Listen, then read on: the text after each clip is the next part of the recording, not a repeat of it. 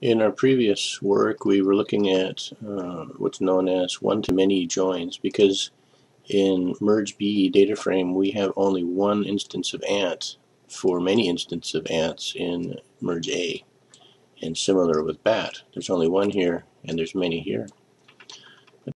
But down here we're going to explore many-to-many joins, and in this case you'll see that there's more than one instance of ant in merge D, and there's also more than one instance of ant in merge A, and similarly with bat.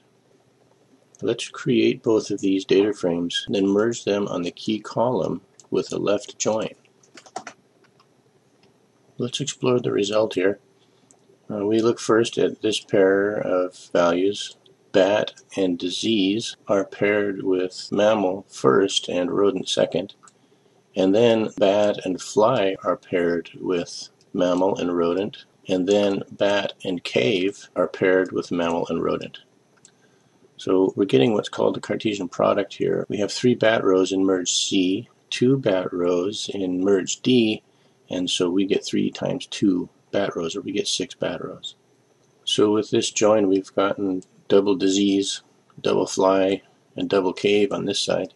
We've got double mammal and double rodent values on this side. Of course, we could change this to inner and run it again, which results in the same data in a different order. And we could also join on right, which gets the same data, of course with the inclusion of dog hair, but again it's reordered. We can also merge on multiple keys, not just one key. And in order to do that, we need to pass a list of keys into the on attribute. So let's create a left and a right data frame, and then right merge them and see the output. This results in only one key 1 column and only one key 2 column, whereas in our original data frames we had 2 of each. These data frames have overlapping column names. Above, we've taken these redundant key names, key 1 and key 1 here, and then key 2 and key 2 here, and we've defined where we want them to join. And this has resulted in an organized output. If we leave the on attribute undefined and we merge those 2 data frames, Pandas simply does the same thing. It combines key 1 and key 2. Rather than having 2 versions, it gives just one version of each. And as we discovered earlier, it does an inner join. But if we tell Pandas that we only want the merge to happen on one of those redundant columns and run this, there's ambiguity between these 2 key columns. And so to deal with that, Pandas automatically renames these with the suffix x and y.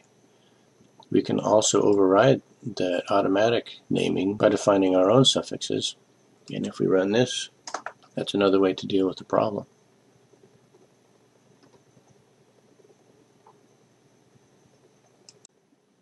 Here is a list of merge function arguments, many of which we've already explored. And there's a nice description for each one of them here. At this point, we're going to take a look at left index and right index when it comes to this issue of merging on an index. There are 2, 4, 6 values in this left data frame that we've created. And here there are only 2 values in this right data frame that we've created. Within these 2 data frames, there are no matching values. However, we have set the index here. Rather than giving it the default 0-based index, we've given it girl and boy as the index. And here in the index, we do have some labels which match the values in this column. Let's output right, and you'll see that the index has a girl and boy, but if we output left, the index from right matches with the values here in key. We can join this by setting right index equal to true. See, right index, if we set that true, we can join that on the key column of the left one data frame. So let's run this.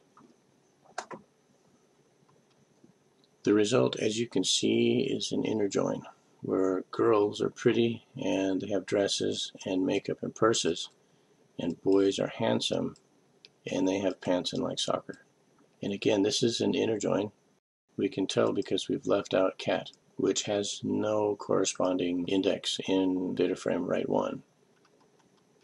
But we can also tell pandas to do an outer join, and that will include cat as well.